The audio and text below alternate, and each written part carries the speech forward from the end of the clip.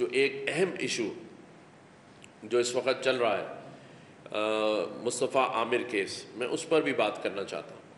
میں سمجھتا ہوں کہ اللہ تعالیٰ نے یہ ہمیں ایک موقع دیا ہے، تمام جو ہمارے ادارے ہیں، لا انفورسمنٹ ایجنسیز ہیں، کیونکہ ہم دنیا بھر میں یہ پرچار کر رہے ہیں کہ آپ پاکستان آئیں، انویسٹمنٹ کریں، لیکن ہم اپنی اگر نئی نسل کو بچا سکتے ہیں، میرے پاس کچھ انفارمیشن ہے جو میں ابھی آپ سے شیئر نہیں کر رہا، لیکن اگر اس کیس پر پورا کام ہو گیا تو یہ جو نئی نسل جو ہم کہتے ہیں کالجز میں، اسکول میں، باقی جگہوں پر نشے کے عادی بنائے جا رہے ہیں، نئی نسل جو ہے وہ اس نشے کی لت میں پڑتی جا رہی ہے۔ اگر مصطفیٰ عامر کیس صحیح طریقے سے ہینڈل کر لیا تو میں آپ کو بتا رہا ہوں کہ ہم کچھ بھی نہ کریں، ہم ترقی بھی نہ کریں، ہم ایسے بڑے کام کا خاتمہ کرنے جا رہے ہیں جس کے نتائج بہت ہی ہولناک اور خوفناک ہیں۔ ان کے پیچھے جن طاقتوں کا ہاتھ ہے، با اثر لوگوں کا ہاتھ ہے، یہ ایک موقع ملا ہے اللہ تعالیٰ کی طرف سے کہ ہم ایسے گروہ پہ ہاتھ ڈال سکتے ہیں۔ کلو مل گیا ہے، لائن مل گئی ہے، پتہ چل رہا ہے، ساری چیزیں کھل رہی ہیں، لیکن میں اس کے ساتھ ساتھ ایسے دردناک قتل پر لواحقین سے مذمت بھی کر رہا ہوں، اور اس بات کا یقین دلاتا ہوں کہ بحیثیت گورنر سندھ بہت لوگ مجھ سے کہتے ہیں کہ آپ فلاں بات کہہ دیتے ہیں، فلاں بات کہتے ہیں، میں کامنٹس باکس میں پڑھ رہا ہوتا ہوں، لیکن میں اپنے تمام سننے والوں کو جو میرے سوشل میڈیا کے دوست ہیں ان سے یہ بتانا چاہتا ہوں کہ بحیثیت گورنر سندھ میں صرف آپ لوگوں کو شعور دلا سکتا ہوں، آواز اٹھا سکتا ہوں، جو ایگزیکٹو پاور ہے وہ میرے پاس نہیں ہے۔ اگر ہوتی تو پھر میں دیکھتا کہ کراچی میں کیسے ایک بھی ڈمپر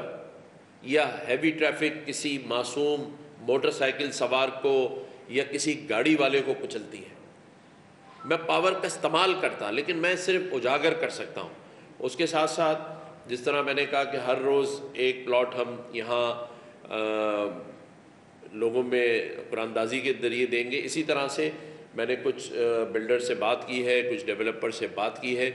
جتنے بھی پچھلے 2 مہینے میں ڈمپر سے موٹر سائیکل سوار یا کوئی شخص کچلا گیا ہے، میں ان تمام کے گھر جا کر ایک پلاٹ ان کو بھی دوں گا، کیونکہ میرا یہ ماننا ہے کہ لوگوں کے ساتھ کھڑے ہونے کا مقصد اپنی سیاست کرنا نہیں ہے،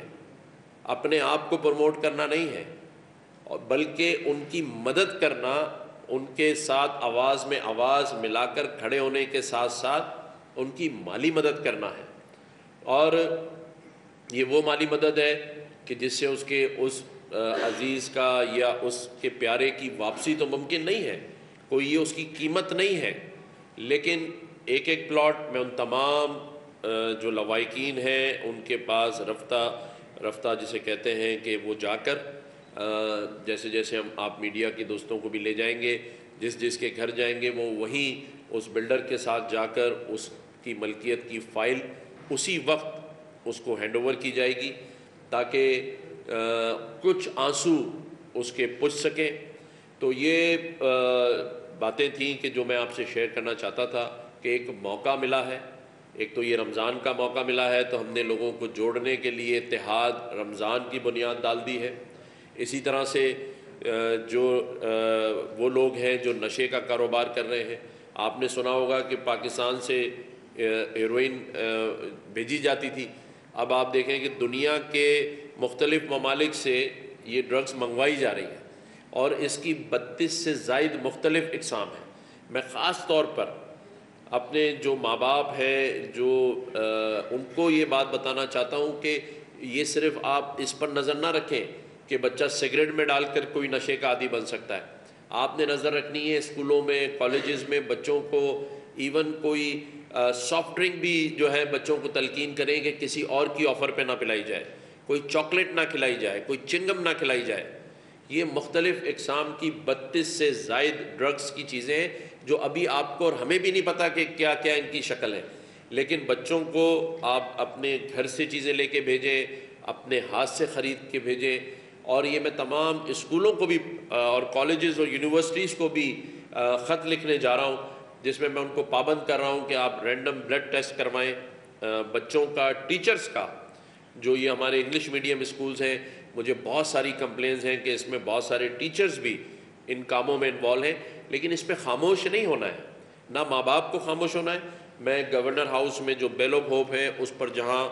ہمارے پاس ہزاروں لوگ اپنی نوکریوں کے سلسلے میں آتے ہیں، باقی کمپلینس کی صورت میں آتے ہیں، میں ایک علیحدہ سے کاؤنٹر بنا رہا ہوں، جس میں ایک سیل بنا رہا ہوں جو صرف ایسے بچوں کے ماں باپ اور بچوں کے لیے ہوگا جو اسکولوں کے اندر اگر ڈرگز لینا شروع کر چکے ہیں. ان کے ماں باپ آ کے کمپلین کریں، بچے آ کے کمپلین کریں اور بلا خوف و خطر کریں. آپ کا یہ گورنر آپ کے ساتھ کھڑا ہوگا. آپ کے اسکول میں کوئی آپ کو یا کوئی ڈرگ ڈیلر آپ کو تنگ نہیں کر سکے گا، کوئی بلیک میل نہیں کرے گا. آپ میرے پاس آئیں. اگر آپ اپنے والدین سے بھی شیئر نہیں کرنا چاہتے، آپ گورنر کے پاس آئیں،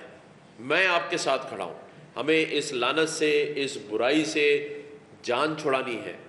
ہمیں لوگوں کو ایک اچھے معاشرے میں، جس کا ہم کلیم کرتے ہیں کہ ہم اسلامی جمہوریہ پاکستان ہے، ہم کس لت کی طرف لے کے جا رہے ہیں، اس سے جان چھڑانے کے لیے مختلف اقدامات یہاں گورنر ہاؤس سے کیے جائیں گے،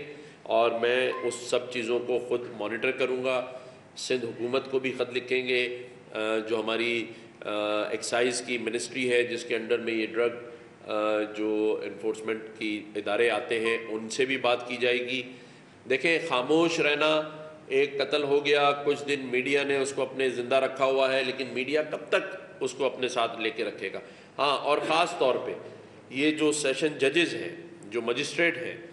جو کہ فوری طور پہ جب کوئی ایسے کیسز ہوتے ہیں تو ان کا کام ہوتا ہے ریمانڈ دینا، ان کا کام ہوتا ہے پولیس کے حوالے کرنا اور اس کیس کو فالو اپ کرنا. وہاں پر جو اس بار بات میں سن رہا ہوں ٹی وی سے اور مختلف سوشل میڈیا سے، کیونکہ میں ملک سے باہر تھا، اور وہاں پر بھی میں نے نظر تو رکھی ہوئی تھی، لیکن جو جج صاحب کا رویہ تھا اس پر میں chief justice Sindh high court کو خط لکھنے جا رہا ہوں کہ اس پر 3 دن میں انکوائری کریں، اور اگر جج صاحب کسی بھی چیز میں ملوث پائے گئے تو ان کو برطرف کیا جائے. ان کی برطرفی کا میں letter chief justice of Sindh high court کو لکھنے جا رہا ہوں، اور ضرورت پڑی تو چیف جسٹس آف پاکستان کو بھی لکھوں گا کہ یہ کون سا مذاق ہے. اور یہ جو مذاق ابھی لگا ہوا ہے کہ روزانہ کی بنیاد پر آپ جو ہے وہ دکھا رہے ہیں کہ لایا جا رہا ہے عدالتوں میں، ایک ہمارے آرٹسٹ صاحب کا بیٹا بھی ہے، دوسرے بھی ایک اس کا والد گھوم رہے، ان کو بند کیا جائے. ان چیزوں کو، یہ تماشا نہیں ہے،